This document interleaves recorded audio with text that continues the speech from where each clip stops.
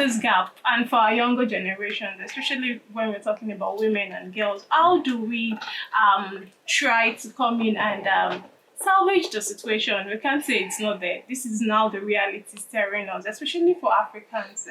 You what we study in school, we do the practicals and the theory. And when you get into the world itself, it's totally different. You need to start building another skills. How do we encourage young girls? Some, especially for those in public school, they say we don't have equipment. Even our laboratory is not.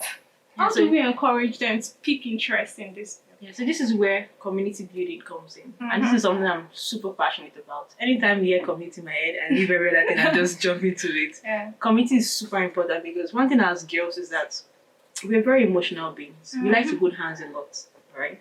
So guys can try to be independent, do it on their own. Girls, we like when your auntie comes to show you how to make this food better or how to dress better or that sort of thing. Yeah. So community is super important.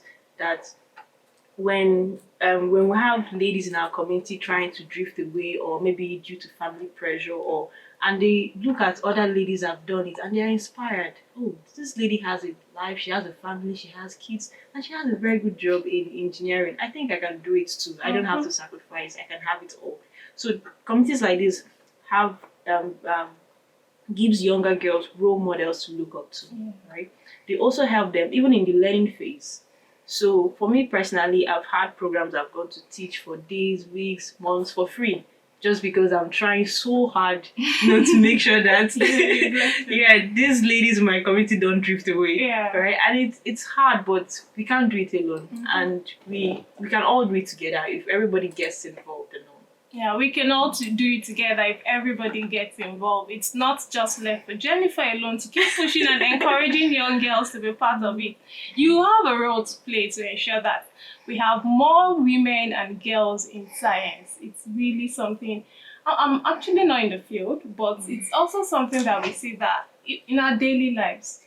We cannot do without science. In our daily lives, even businesses, you want to make profit, you must know how to count the figures and calculate properly, or else you go back and that affects so many other parts of you as a person. So the other thing I would like us to look into is for Nigeria, and women, especially not the young girls now, how are women being encouraged now? Because we understand that we can groom the younger ones, but the older ones do feel, and there's a lot. If you need to get a job now, you need to have some certain skill sets, even in technology, in IT, and which means if you don't have, you're not qualified to get the same jobs and things like that. So how do we encourage and also empower women in the sector?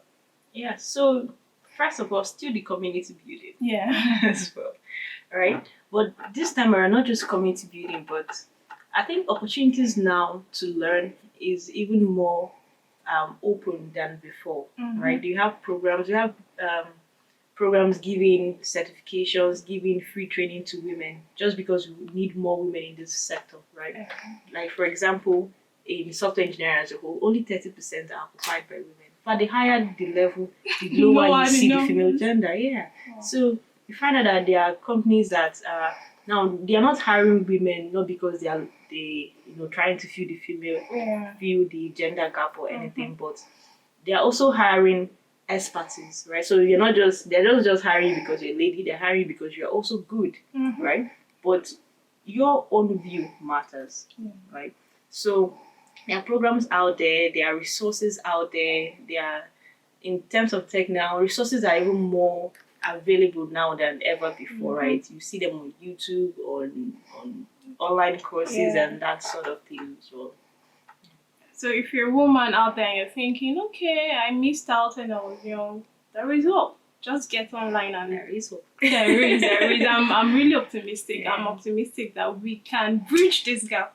Exactly. And it's not too late to start. I don't think you're too old to start coding. No. We have people in their 40s learning programming language and getting jobs in big tech firms and all. So yeah. Exactly. Okay, and one thing I would also like to say before we leave is that in commemoration of the International Day of Women and Girls in Science, we are saying that stop this are biased against women in science. We are worth it.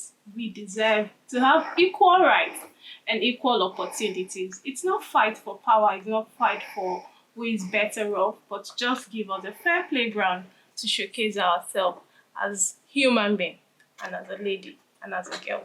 Thank you. Bye for now. We'll be here next week on another episode of SDGs Connect. Bye.